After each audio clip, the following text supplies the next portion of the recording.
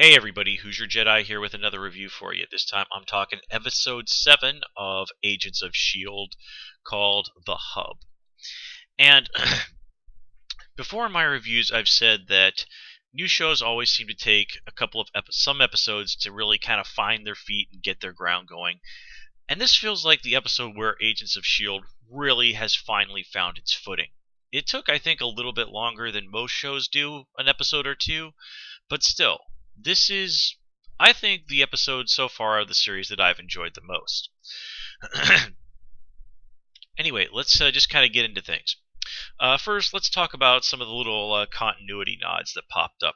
First of all, we get Jasper Sitwell, who is, I believe, in Iron Man 3, coming back for, for getting shot with the night gun by Simmons mostly, but still, that was nice. I definitely did enjoy that. We also get the weapon of this episode. It's just called the Overkill device, I believe, in this episode. This is apparently a reference to, and I stumbled across this from reading some of the reviews of this episode, a reference to a weapon from the Marvel Comics, which was called, I kid you not, the Overkill Horn. You know, horn because it's a sound-based weapon, I guess.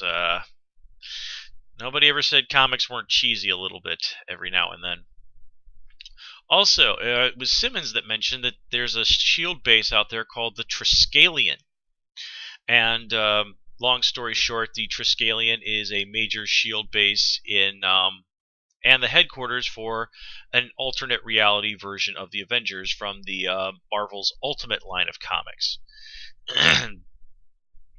And if you don't know what a Triskelion is, it's actually, look the word up, it's a little weird to explain. Anyway, so let's kind of just get right into things. What I really liked about this episode is it picks up really strongly on last episode. You know, here Fitz and Simmons are once again really front and center characters. And this is really a follow-up to what happened last time around. And last episode, it was really, a lot of it was showing us how Fitz deals with the idea of losing Simmons. Well, here it turns that right on its head, and it's how Simmons deals with the idea of losing Fitz. And Skye even flat out says that without him, she's unraveling. So, you know, it really kind of makes you wonder if maybe the possibility of really losing each other might propel their relationship in some very different direction. Who knows? But another thing that I like about this episode is it gives us a chance to see characters interacting and dealing with people that you know, we haven't really seen them bounce off of very much.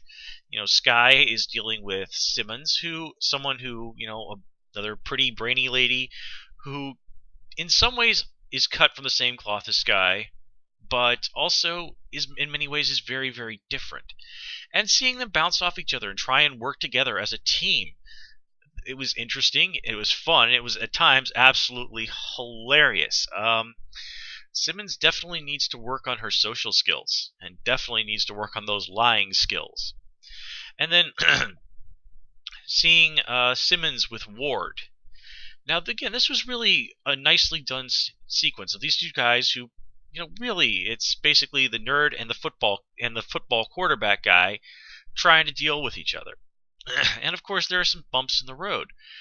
But what I really like about this episode is Fitz really surprises us. He might claim, like Simmons, that he's not cut out for the field, but put him out there and he actually does a pretty good job. He saves their lives in the Russian bar.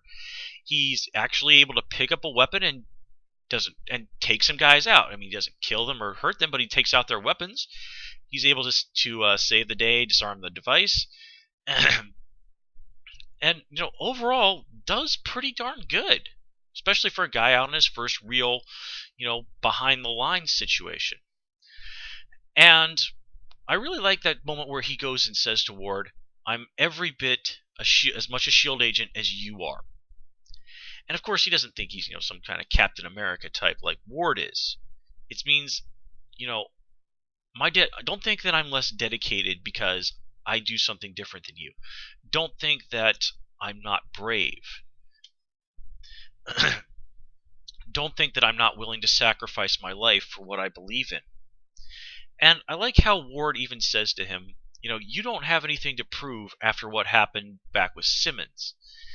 And Ward's attitude here, well, this is really very much in contrast to what he said before, where he's really basically said, seriously, I'm not the kind of guy who goes out there and does stuff like this.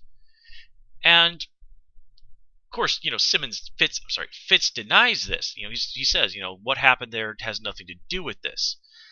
But such abrupt 180 in his attitude kind of makes you think that maybe Ward's a little bit more on the mark than Fitz is willing to admit. But still, these two guys probably almost certainly came out of that situation with a newfound respect for each other.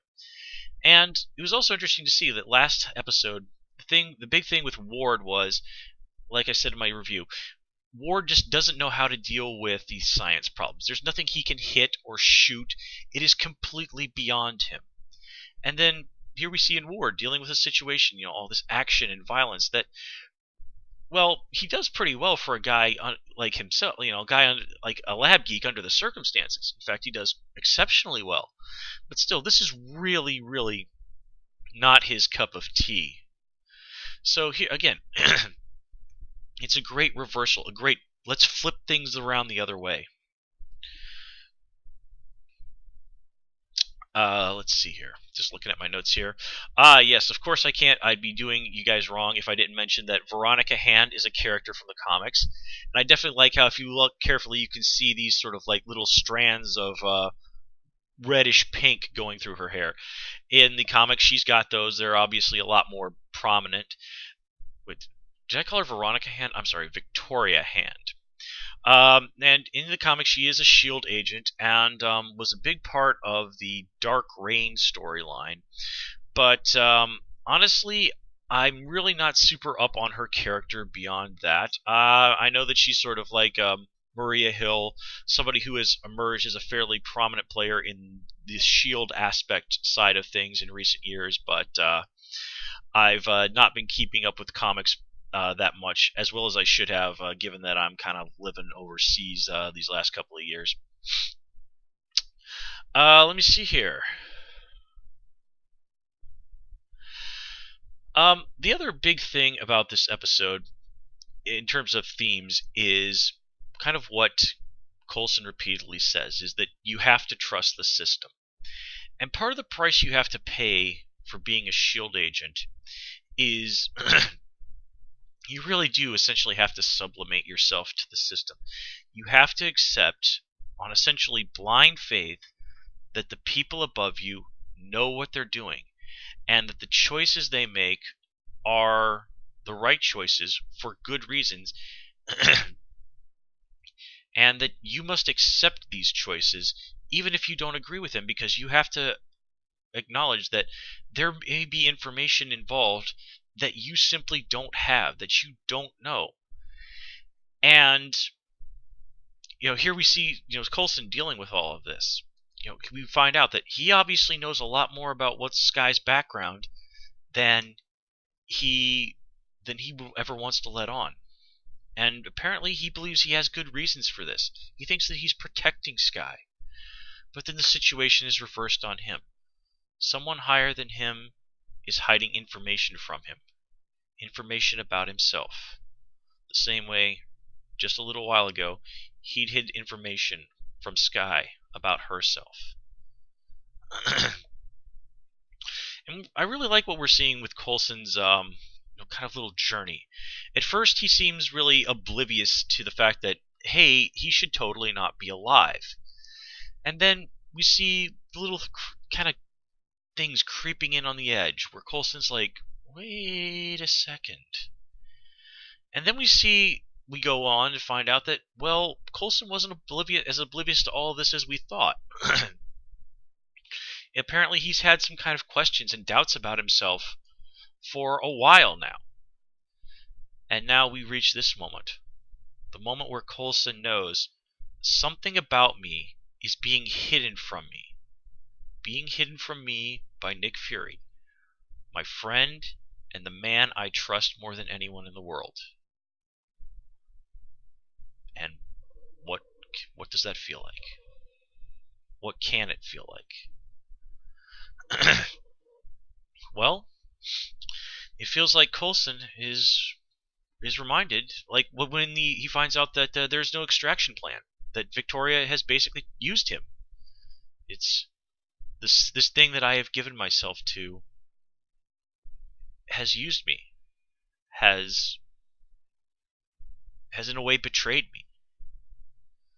Now, of course, this episode also seems to imply that Victoria Hand knew that Coulson would react this way and then would go and stage a rescue all by himself, no matter what they did. Of course, this kind of brings the question, why didn't you just set up an extraction anyway? I mean, really, why go through all of this bother? I really don't see exactly how they benefit from pissing Coulson off and going through all of this hassle. And let me see here. Yeah. Speaking of secrets, let me make sure I understand this correctly. Coulson being alive is supposed to be a big secret. All right? If you have to have at least level 7 clearance, and it's implied that only like guys like Coulson and Nick Fury are higher than level 7. And of course, obviously, Veronica Hand. Victoria Hand. Damn it. Okay. And yet, repeatedly, we have seen Coulson just strolling around through S.H.I.E.L.D. bases where all kinds of people can see him. And remember, Coulson is reputed to have died during the battle in New York. I mean, Grant treats this as like common knowledge, at least among level 6 agents. So either S.H.I.E.L.D. has a crap ton of level 7 agents who are, not going to react at all to this guy who was killed by Loki. Again, you would think that this is probably going to be fairly big news within the S.H.I.E.L.D. organization. Now, I mean, you can slap Classified on this, but Classified or not, people frickin' talk, okay? And yet he's strolling around in the first episode. Here, he's in this humongous S.H.I.E.L.D. base, just strolling around with like dozens of other people all around him, where everybody can see him. Pretty much the same thing happens at the Sandbox. The same thing happens at the Slingshot. How in the hell do like Black Widow and Hawkeye and Captain America not know this guy is alive?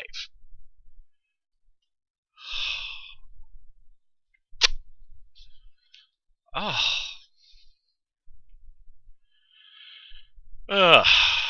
Well, I guess maybe we'll get some insight when we get to see the Captain America movie, because we know, obviously, from the trailer, we've seen Black Widow in that. So, and I believe that that Nick Fury is Samuel L. Jackson is going to be in that film as well, if I remember correctly. So, yeah, maybe we'll get some insight as to just how much information they know. But is anybody really going to sit there and try and tell me that Hawkeye and Black Widow are not as high-level agents as Ward and Simmons? I mean, Skye doesn't even have a level 1 clearance. I mean, granted, she was not a member of S.H.I.E.L.D. at the time, but God!